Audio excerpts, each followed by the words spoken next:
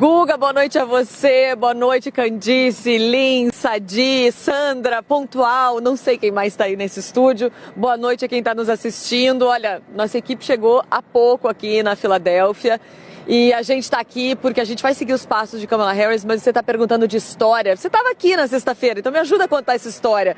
Que, só para deixar claro, você inverteu tudo na nossa pergunta, ia começar com a Candy respondendo, mas então a gente vai mudar toda a ordem aqui do que a gente tinha combinado de falar, que é o seguinte, vamos começar... Que é bom, né, Carol? Vamos começar... Graça se for tudo certinho. Não, e vamos começar com o Breaking News de 1800, né? Quando a Pensilvânia, quando a Filadélfia foi a capital dos Estados Unidos, e é muito bacana quando a gente relê essas partes da história dos Estados Unidos e vem aqui visitar e tal, né, Guga? Você esteve aqui recentemente, na sexta-feira, quando a gente vê que a Filadélfia virou a capital dos Estados Unidos por 10 anos, ali um pouquinho antes de 1800, logo depois da independência dos Estados Unidos e a assinatura da Constituição, que foi aqui, no Independence Hall, aqui atrás da gente.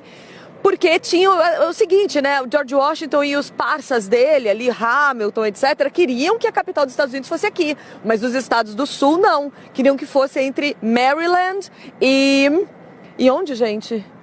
Virgínia, porque eram estados que tinham escravos, né? Aqui na Pensilvânia, em Nova York, que era onde, né, essas lideranças estavam, não tinha mais tanto o aceitamento de que as pessoas tivessem escravos. Mas os estados do Sul negociaram, Hamilton queria que eles ajudassem a pagar as dívidas de guerra do país, eles toparam pagar, mas por outro lado, por 10 anos foi aqui a capital dos Estados Unidos, depois com a construção da Casa Branca, com a construção de Washington como capital, acabou transferindo para lá. Mas olha, George Washington e John Adams ainda foram presidentes aqui. Eu acho que é muito significativo para esse momento, porque mostra que dois lados opostíssimos conseguiram sentar e conversar e negociar e chegar num acordo.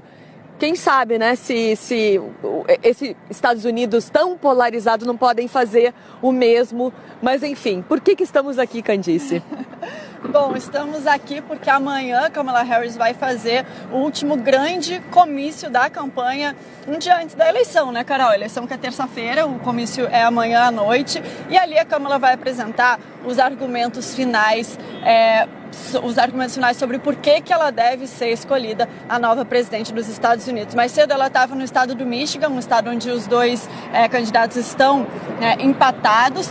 O Michigan, que era conhecido como o mais azul do chamado paredão azul, né, que é o acordo do Partido Democrata, partido de Kamala Harris, porque entre 1992 e 2012 foi um estado que elegeu candidatos democratas. Aí Donald Trump foi lá em 2016, tirou a coroa dos democratas no Michigan, Joe Biden recuperou, mas ainda assim nessa eleição, então é um estado que está muito, né, indefinido. Agora, Carol vinha falando sobre democracia, existe um outro simbolismo em relação à Filadélfia, que é o fato de Donald Trump, né, fazer dezenas de ataques contra a democracia, fez isso nessa eleição, né, vem fazendo, na verdade, nos últimos 10 anos, né, desde que ele foi presidente, mas depois, durante o mandato de Joe Biden, ele ainda fazia comentários desse tipo.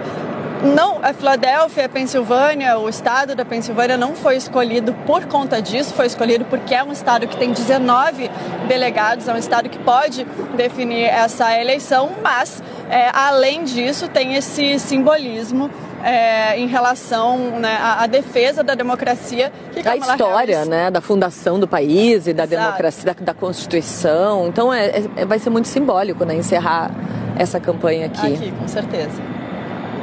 Agora tem o seguinte, que a gente não pode esquecer de falar.